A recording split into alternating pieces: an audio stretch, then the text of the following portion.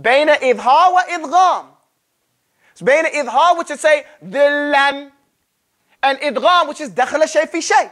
Saying it independent as a noon, or stretching it out, fading it into the idgham, into the dha, the sound of the dha that's coming, or whatever the sounds that we have pronounced there from sif dha thana kam jada shakhsun qad sama dum tayyiban zid fi tuqa da zaliman.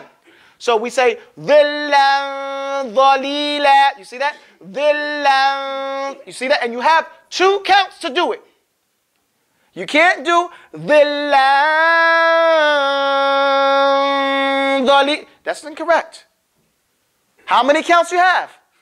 So you have a little bit of time to get to that dha, or whatever letter. وَكُلًّا ضَرَبْنَا. You see that? نِعْمَةٍ تُجْزَى. The same action. It's taking that noon sound and stretching it over within the course of 2 sounds between idhar and idgham, fading it into without ever fully establishing the noon sound as in idhar. Right when you get to put the dot on the noon, you come with the new letter. Ni'matin. I'm not saying, I'm saying ni'matin. No, I don't get to that noon. I say ni'matin tujza. Right when I'm about to say noon, I put the next letter in there. You guys got me? Okay. The other one, we say man tazakka. Instead of saying man, now this is when it's just stretching it out. It's as if I'm going like this. And so I'm just stretching it out, not really pronouncing it. Man tazakka. You see how we stretch it out over the course of 2 counts right there. Man tazakka. And that's what we're doing throughout the whole rules of ikhfa. Stretching that sound over the course of 2 sounds, not making the noon sound permanent. Whenever it comes before any one of these letters, what's upon you, after we've done all of this right here, what's upon you to do is to memorize.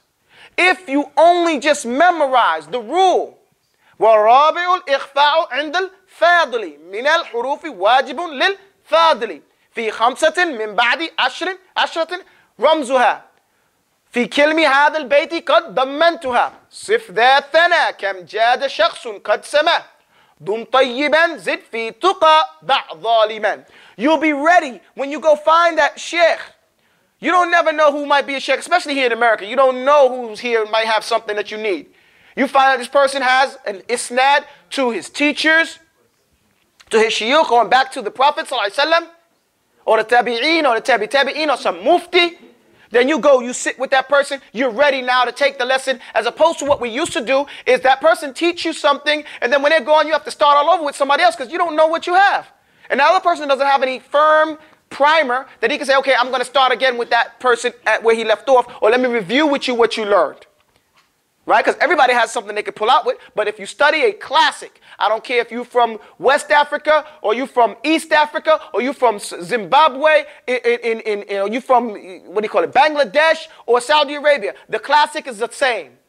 The teaching of the classic may be different, but the classic is the same, and so the ma'lumat, the facts will be the same no matter where they come from, and that is the reason why we study these classics. أقول قولي هذا واستغفر الله العظيم لي ولكم والسلام عليكم ورحمة الله وبركاته. Now it's time for the adhan.